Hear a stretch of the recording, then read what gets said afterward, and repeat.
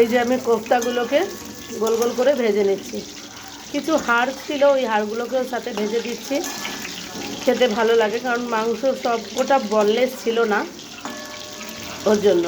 এই যে আমি গোল গোল করে আমি এবার ভালো করে লাল লাল করে পকোড়াগুলোকে বানিয়ে নেবো আগে, দিয়ে বানানোর পর এটার আমি মশলাটা ফ্রাই করব।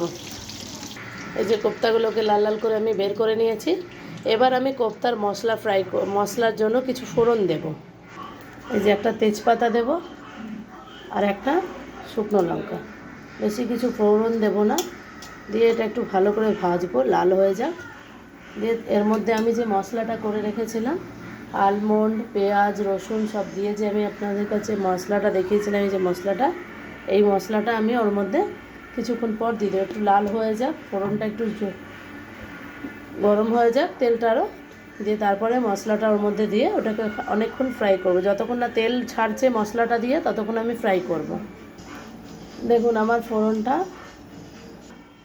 ফোড়নটা হয়ে গেছে। এবার এর মধ্যে আমি মশলাটা দিয়ে দেব। মশলাটা দেওয়ার আগে একটু সামান্য হলুদ দেব, নাহলে মশলাটা গায়ে ছিটবে। বলে হলুদ দিয়ে দিলে নাকি মশলা আর গায়ে ছেটে না।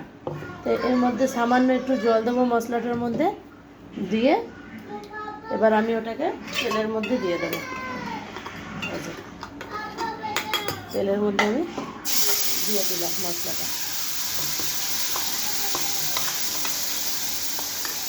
দিয়ে আমি এটাকে আবার কিছুক্ষণ ভাজবো। আলাদা করে আর আমি কিছু তেল নিলাম না, দিয়ে ভালো করে আমি এটাকে ফ্রাই করব।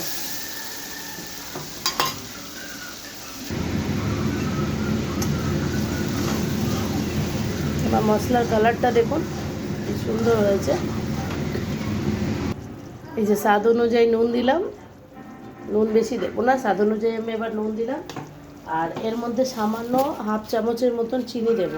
চিনিতে কালারটাও ভালো আসবে আর স্বাদটাও ভালো হবে কোফতার।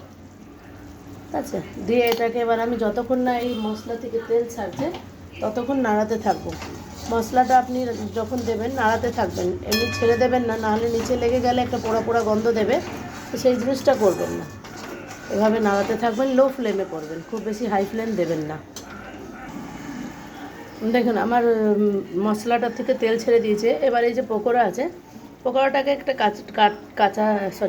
কাটা চামচ বা একটু চাকু যা থাকবে আপনাদের কাছে, এটা দিয়ে একটুখানি এভাবে করে ফিল করে দেবেন, যাতে আমি যখন গ্রেভিতে যখন এইগুলো দেবো, রসগুলো যেন বেশ ভালো করে ওর মধ্যে সোক করলে কি ভেতরটাতেও রস যাবে, নুন যাবে। এমনি তো পকোড়াতে সব রকমের মশলা আছে, আপনাদেরকে দেখেইছে।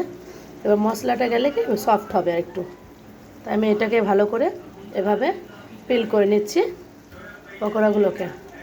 ঠিক আছে, দিয়ে এবার আমি কি করব, আমার এই মশলাটার মধ্যে পকোড়াগুলোকে আমি দিয়ে দিলাম।